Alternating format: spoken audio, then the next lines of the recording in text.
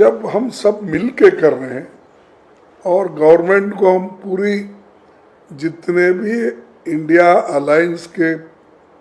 गठबंधन पार्टी के लोग हैं वो पूरे थे और दूसरे जो अलायंस नहीं भी है तो दूसरे पार्टी के लोग भी एक वॉइस में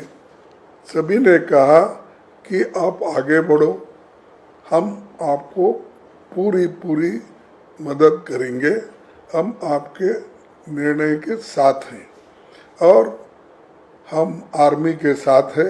आर्मी जो भी एक्शन ले रही है, क्योंकि प्राइम मिनिस्टर ने तो ये कहा है कि आर्मी को मैं संपूर्ण अधिकार देता हूं। हम चाहते थे कि इस मीटिंग में प्रधानमंत्री जी पधारें और संक्षिप्त में वो अपनी बात रखेंगे, जो घटना घटी है या जो आज भारत ने जो टेररिस्ट के खिलाफ एक्शन लिया है और खासकर हमारे जवानों ने जो हिम्मत दिखाई, उन जवानों को तो हम सैल्यूट करते हैं और उनका अभिनंदन करते हैं। इस बारे में हम ये चाहते थे कि वो खुद आए और अपनी बात रखे, तो ये सबको एक बहुत बड़ा उसका लाभ मिलता था, लेकिन उन्होंने नहीं आए और लास्ट मीटिंग में भी उन्होंने नहीं आया।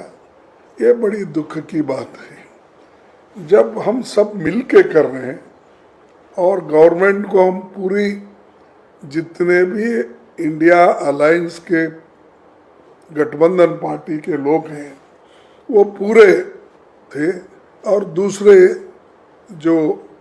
अलायंस नहीं भी है तो दूसरे पार्टी के लोग भी एक वॉइस में सभी ने कहा कि आप आगे बढ़ो, हम आपको पूरी मदद करेंगे, हम आपके निर्णय के साथ हैं और हम आर्मी के साथ है। आर्मी जो भी एक्शन ले रही है, क्योंकि प्राइम मिनिस्टर ने तो ये कहा है कि आर्मी को मैं संपूर्ण अधिकार देता हूं, वो कोई भी एक्शन लेने दो, वो हम उनके साथ है, उनके एक्शन को अप्रूव करेंगे। तब हम भी ये चाहते थे कि क्या हुआ क्या नहीं हुआ, लेकिन हमारे डिफेंस मिनिस्टर ने ये कहा कि नहीं, ये नाजुक घड़ी है, इस वक्त हम सविस्तार से बोलना ये अच्छा नहीं है और देश के हित में हम ये चाहते हैं कि ऐसे प्रश्न न पूछे जाए जो हमारे डिफेंस सीक्रेट होते हैं और हमारी एक्शन क्या है वो देश के हित में हम जो करते हैं, अब इस वक्त उसको हम डिस्क्लोज करना नहीं चाहते। तो हमने ये सोचा कि देश में हित में जब ये बात कही जा रही है और सभी पार्टियों ने भी जब मान ली कि ये देश के हित में वो कोई बोलना नहीं चाहते हैं और हम लोग भी इसको गंभीरता से लेके कोई प्रश्न उनको नहीं पूछा। सभी जितने भी पार्टियां वहाँ पर थे 20-21 सभी ने जो कहा उसको उत्तर फिर उन्होंने सिर्फ यही शब्दों में कहा जो शब्द मैंने पहले कहा था। तो एक हमारी चिंता थी और सभी ने एक मुद्दा उठाया कि बॉर्डर पे जो हमारे लोग हैं उनकी सुरक्षा ठीक होना चाहिए और जो कश्मीर घाटी में भी जिनके जान गए हैं उनकी भी देखभाल होना चाहिए, क्योंकि वो खास करके अपना पुंज और एक क्षेत्र है ना, ये